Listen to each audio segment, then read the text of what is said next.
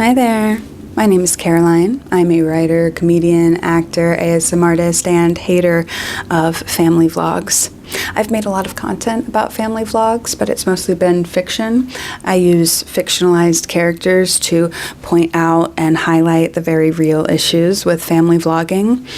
But today, I thought we would just talk about it.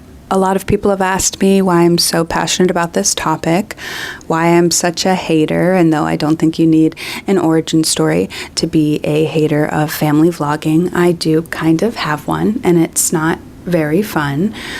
Trigger warning, I am going to be discussing adults who are attracted to children. I started making content in the summer of 2021, and one of my first characters that really took off was the Victorian child. Victorian children were kind of a trend on TikTok at that time. I know it's a weird place, so I made this character who was supposed to be about 10 years old, and the first video of her is her begging her papa for an orange for Christmas. Not long after I started doing this character, this person became obsessed with that character in an inappropriate way, and they would comment these explicit scenarios involving that character on my videos, but also they would come into my lives and they would comment that live. And on TikTok, you can't just block all accounts from one number. So this person was able to make account after account after account and harass me while I was live or spam my videos with these graphic scenarios with a child or a child character. This person would even make their usernames part of the graphic description of what they wanted to do to this child character. I eventually stopped doing the series because of this. I have a theory that this person thought that they were doing the lesser of two evils because what they really wanted to do was comment all of this kind of thing on an actual child's account, and that by commenting it on my account because I'm an adult woman, that was somehow not so bad. I don't know how the mind of someone like that works, but this whole experience really got me thinking. If I, as an adult woman, am receiving this type of attention, what are the kids dealing with? And that led me down a rabbit hole. I don't want to get into the details of all the things that I found going down this rabbit hole because I don't want to make you nauseous. This kind of thing certainly makes me nauseous, but it all boils down to this. The public internet, much like the public world, is not an idyllic place that's only filled with people like you and me where we see a picture of a kid and we're like, nice kid. It also has the worst of the worst. There are creeps on the internet, and if you share videos or pictures of children to the public internet, you're not just sharing them to your kind-hearted neighbor, you're also sharing them to your kind-hearted neighbor's creepy uncle. The FBI have stated that they frequently find images of kids from social media used in deep fake AI material. I know that this isn't the world that we want to live in, but it is the world that we live in, and we can't be naive to the detriment of the kids. You have to assume that everything you post on the public internet is being viewed by the worst people in the world, by the creepiest uncle in the world, and they are not viewing things from the same innocent eyes that most people are viewing those things. And there's no excuse to give these people access to our kids when we simply do not have to. When I say that we don't need to post kids on the public internet, and by that I mean public pages rather than private pages, some people get pretty defensive and they argue that there are creeps all over the world and that we can't protect our kids from the creeps forever, and that are you not going to go to the pool or the movies or the mall all because there might be creeps there? I have thoughts on that. My first thought is, if I was at the pool with my nieces and somebody came up with a pair of binoculars and started staring at them and talking about how their father is going to have to beat the men off with a stick when they grow up, I would leave that pool. My second point is that there is a difference between potentially running into a creep out in the world and posting your kids to a place that you know that creeps find pictures of kids for their own use. Going out and about and doing activities and going to the mall and going to the pool, those are all things that benefit kids. They have this social interaction with the world that's essential to their development. They get fun and energy out and enjoyment. Kids shouldn't be locked in a basement, right? Nobody's arguing that. But the second thing, the posting the pictures on the internet, what's the benefit to the kids? Because I know the benefit to the adults in this situation. It's the likes and the comments and the views. I don't blame you. We have been wired in the past decade to seek the likes and the comments and the views. Look at me, I'm on YouTube. I don't blame you. But I also think we need to step back from it and ask ourselves, what's really necessary? Okay, it's time to move on from creeps, but that is my number one reason for being a hater of family vlogging. And everything comes back to that number one. If you listen to the rest of my points and you don't find any of them compelling, I would ask you to go back to number one. All right, let's move on. Let's talk about kids who work. Working kids, perhaps. Children who do labor. Child labor? I'm not saying that it's the hardest labor that a child can labor. I'm sure that the factory is harder. The mines are harder.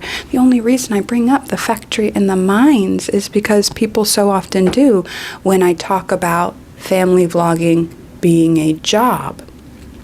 I don't think any kids should have to have a job, even if that job is an easy job in comparison to the jobs other kids might have. So if your kids help out occasionally with your family business, a family restaurant, for example, do I think that that's inherently immoral or wrong? No, I don't think that's inherently immoral or wrong. I think that there is a lot of nuance to be had in that conversation. But having a family vlog is not having a family business that your kids occasionally help out with. It is having a family business that is based around your children.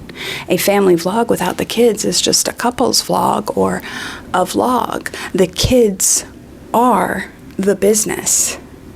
If you have a family restaurant and usually your son helps out on Thursdays and folds some napkins, but this Thursday he has a chess meet, your restaurant is not going to crumble and collapse without your kid working that Thursday. But if you have a family vlog, you can't do the business without the participation of the kids. One of the biggest obstacles in advocating for these kids is how much people hate influencers. If you admit that these kids are doing a job and that that job is work, just like any other job, you also have to admit that influencers do a job, that they do work. And I'm not saying that influencers have the hardest job in the world. I would never say that, because people who have tried to say things with similar sentiments get torn to shreds, and also I don't believe that. But it is work, and it is work that children are doing. There's this fantasy that family vloggers would love for you to believe that they just turn on the camera and the camera captures a candid day, that there's really not a finger being lifted by these kids. They are just going about their days, going about their regular life with their family while the camera is recording. And if you believe that fantasy, I wonder if you also believe that the rose ceremony on The Bachelor or The Bachelorette only takes 15 minutes, because it doesn't. It takes all night. People who have been on the show, cast and crew members, have talked about the fact that it takes all night. Family vlogging is like reality TV. It takes so much effort to capture these organic moments. I am so grateful that I get to be a content creator for a living. I'm blown away that this is my life, but I chose this. I worked towards this. This was my goal and my dream. I love acting and writing and creating. I have a skill set that lends itself towards this career. But children don't get the opportunity to choose to do this. Oftentimes they're born after the decision that they are a family vlogger has already been made. So you've got kids who are maybe more reserved, maybe more anxious, maybe more nervous, who are still doing this very performative work of being on a family vlog.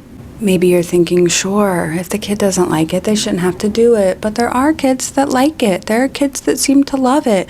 There are channels that were only made because the kid was so charismatic and had such star quality. And to that, I would say, I don't care. The natural reaction to your kid being charismatic and having star quality is to put them in some dance classes if you can afford it. Maybe sign them up with the local theater, get them exploring their skills in a safe, private environment. Which brings me to the third reason that I do not like family vlogging. The police sirens feel appropriate. And that's because kids cannot provide informed consent to being shared to millions of strangers. Social media is wild, right? You can film a video in your bedroom, you can post that video to the World Wide Web from your bedroom, and then it can be seen by millions and millions of people. That's an even more bizarre concept, more difficult to understand concept for kids, for toddlers. If you tell a 2-year-old that you're going to post the video of them singing on your social media account, they don't understand what that means. They know that they made a silly video and they know that you liked the video, but they cannot knowingly approve of being seen by millions of people, of being followed by millions of people. And by the time they reach the age, which that age is up for debate, I would say maybe 12, around then, where they understand to an extent the implications of being shared on a public social media account with hundreds of thousands, if not millions of followers, with anonymous followers that could be using that content in a negative way. By the time they're able to understand that, if you've had them in this family vlog since they were a baby, it's too late. Sometimes you'll see a kid on a family vlog has asked their parents to no longer participate in the family vlog, and the parents accept that, and they are no longer making videos with that child. And a lot of the internet applauds that and says, great job, they did such a wonderful thing by listening to their child. But usually they don't take down all of the content that involved that child to begin with. Even if they wanted to scrub the internet of that particular child, it would be nearly impossible for them to do. And they can never give that child back their privacy. Which brings me to the fourth reason why I hate family vlogging, and that's privacy.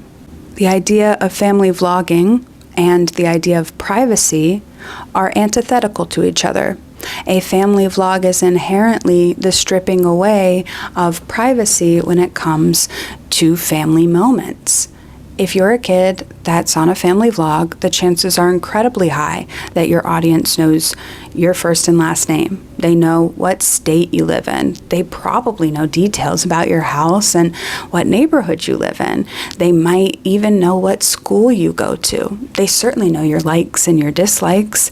They know when you've been sick. They know when you've been to the hospital. They know the name of your first dog.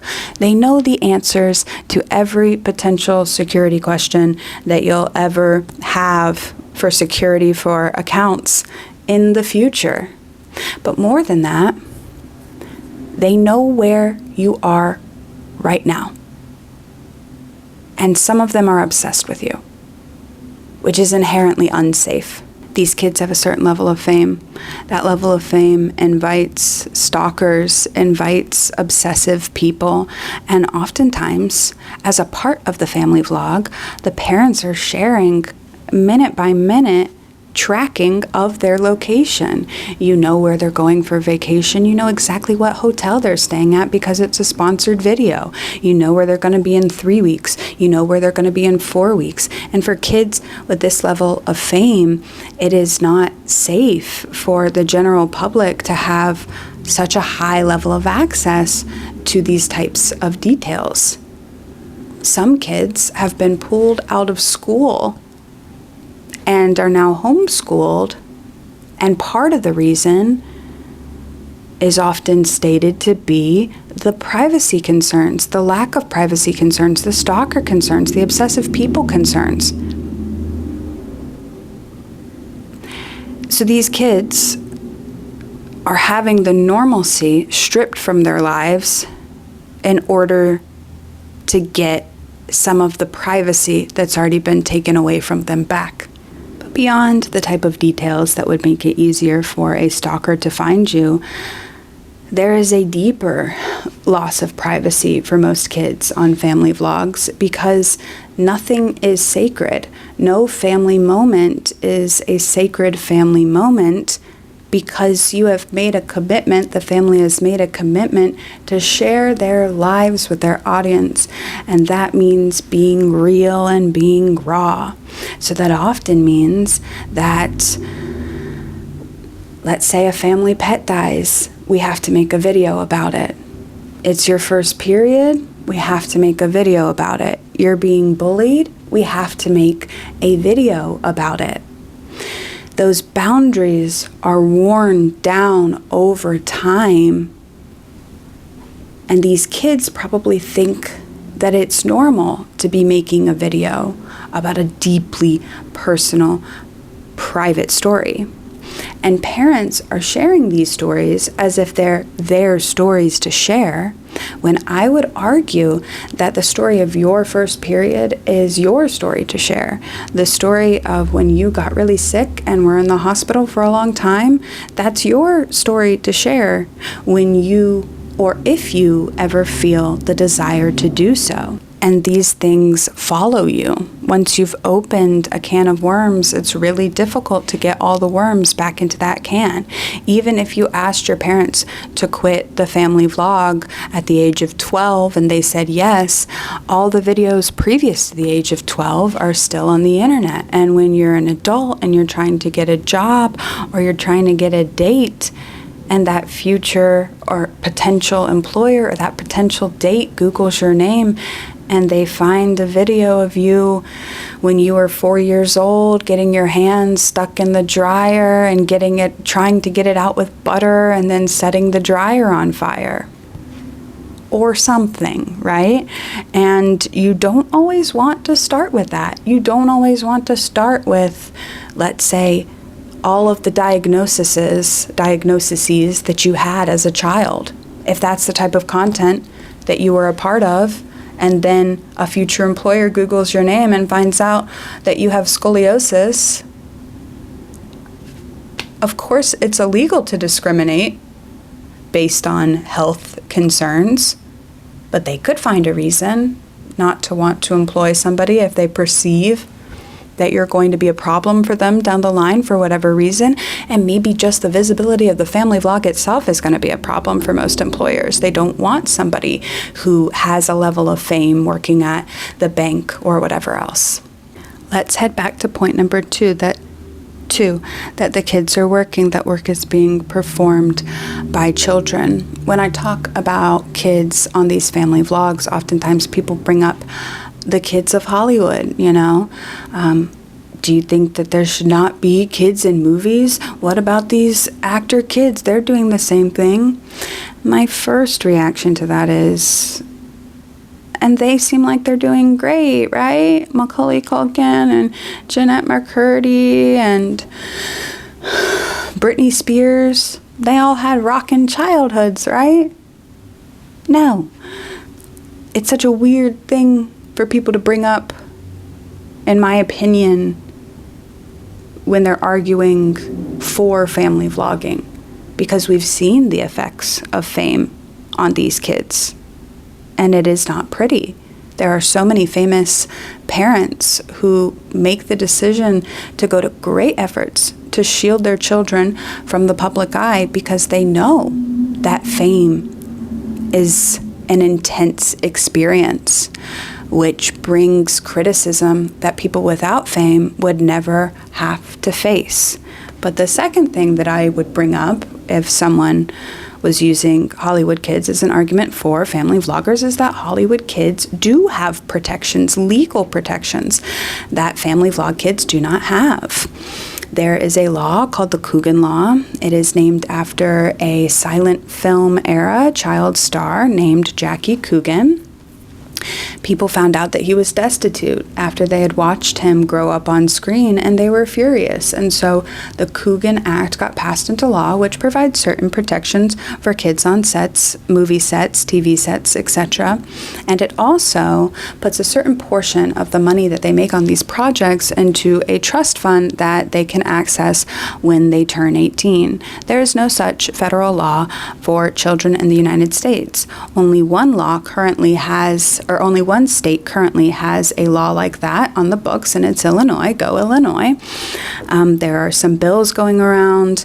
There's one in California right now. There's one in Ohio right now. And these bills aim to be the Coogan Law for these social media kids. It's something definitely to keep up with. This legislation is important. We are very much in the stone age of social media in terms of this is so new relative to the scheme of things. When cars were first invented, we did not have seatbelts. We did not have drunk driving laws. We barely had rules of the road.